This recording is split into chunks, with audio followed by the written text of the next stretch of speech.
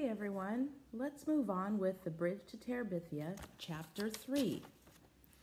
The name of this chapter is The Fastest Kid in 5th Grade.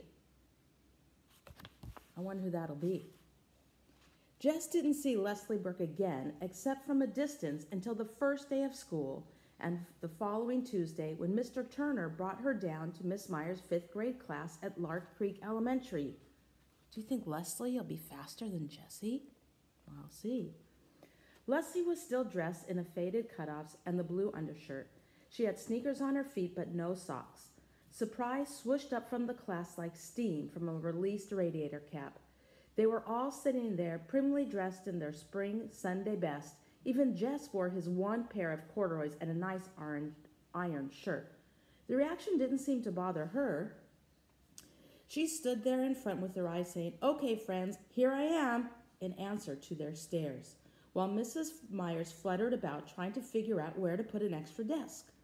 The room was a small one, and 5 rows of 6 desks already filled it more comfortably. 31 students, Miss Myers kept mumbling over her double chin. 31? No one else has more than 29 students. She finally decided to put the desk up against the side wall near the front. "Just there for now, Leslie. It's the best we can do for now. This is a very crowded classroom."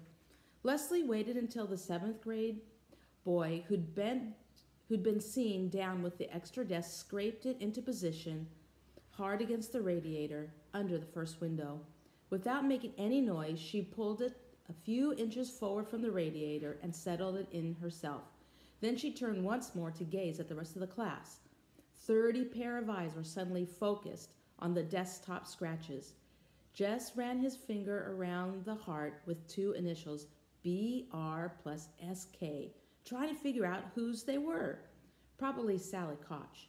Girls did more of this heart stuff than 5th grade boys. Besides, BR must be Billy Rudd, and Billy Rudd was known to favor Myrna Hauser.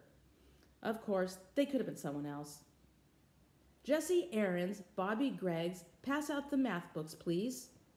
On the last word, Miss Myers flashed her famous first day of school smile. It was said in the upper grades that Miss Meyer had never been seen to smile except on the first and last day of school. Jessie rounded himself and went to the front. As he passed Leslie's desk, she grinned and rippled her fingers low in a kind of wave.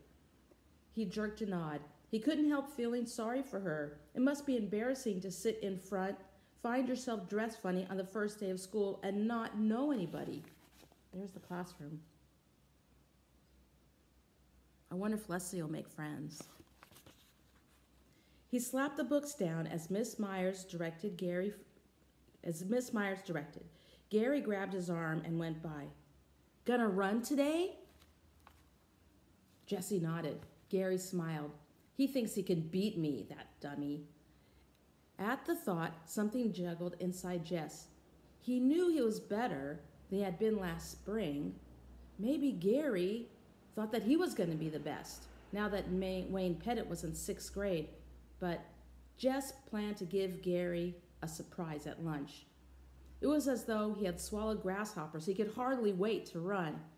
Miss Myers handed out books almost as though she were President of the United States, dragging the distribution process out in a seamless signing and ceremony. It occurred to Jess that she too wished to postpone regular school as long as possible. When it wasn't his turn to pass out books, Jess sneaked out a piece of notebook paper and drew. He was toying with the idea of doing a whole book of drawings.